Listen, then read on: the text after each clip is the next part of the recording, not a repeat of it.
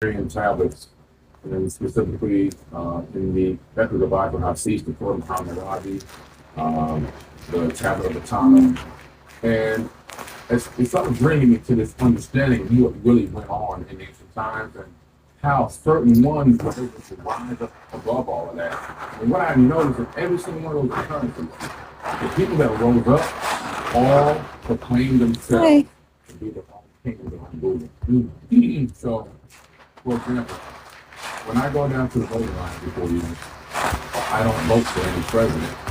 I vote for myself. I take the blank ballot and I write my name on it and I put that in the box. That became my philosophy because what I'm doing is I'm taking a stand to myself and to the world and to my family. I'm saying I am the president. I'm the president of my life and my family's life, and I'm going to operate as such. So imagine if we all took that philosophy, all of us took on the role of becoming our own president and putting into place mentally, physically, and spiritually those aspects that we feel a president should have. Looking after your family, protecting the women, making sure your community is clean, putting programs in place to help the youth, and so forth and so on. If we all click on that mindset and then acted on it, every one of us has the same mentality, then we will realize there really truly is a need for a president because all of us will be doing the work that needs to be done. We will be collaborating. It wouldn't be competition, it would be collaboration. Right now, the current system is stuck in a cycle of consumption and competition, no collaboration. But switching into the philosophy of mindset of being somebody on president and collaboration, all of a sudden the world is change overnight. That gets me thinking of a conversation I was having with Dr. Series about ideas that some of us already spoken about as a next generation inheritance, right? That there's going to be a generation who's going to live a utopian life. I figure utopia is going to be the next generation's inheritance. But the goal is utopia, right?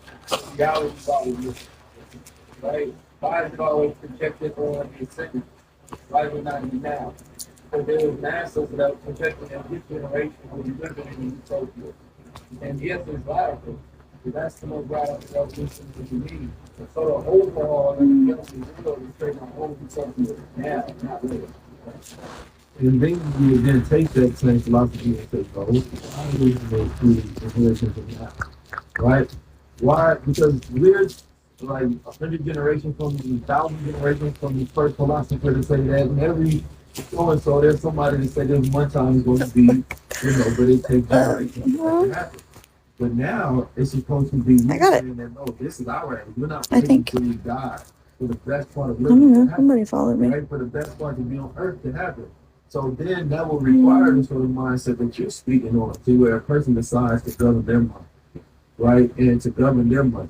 Right, which is what the government is for, minding money, and preside over our own affairs. Right, when we look at the way campaigns are structured, they elect leaders. If you want to elect leaders to help with the affairs, right, of governing humanity, we can do so. He doesn't, body that doesn't add in the spiritual politics anymore. Right, which is why they're so devoid of anything of life, because spirit is breath, and they're not created for life. Conversation is that these are the ideas that should now be built. Revolution is not based upon some theory of monkey advance. It's about mind to mind, how we evolve upon ideas that we don't have to start all the way over from a point of ignorance. And how we inherit ideas because we already have knowledge within the DNA activated. With the law of relevancy, it says that, what you recently learned and unfortunately, the same thing that happens in your family. What's recently in your DNA is what you can activate the most, right? We call those gifts and talents. So for this generation, they DNA that we inherited, breaking of the curses. Has there ever been a time in history where there was such radical change, where the people went through a vast Okay, I have to go. A utopia? But I'll get back on here in a half hour.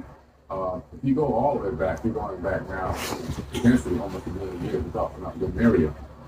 An island off the coast of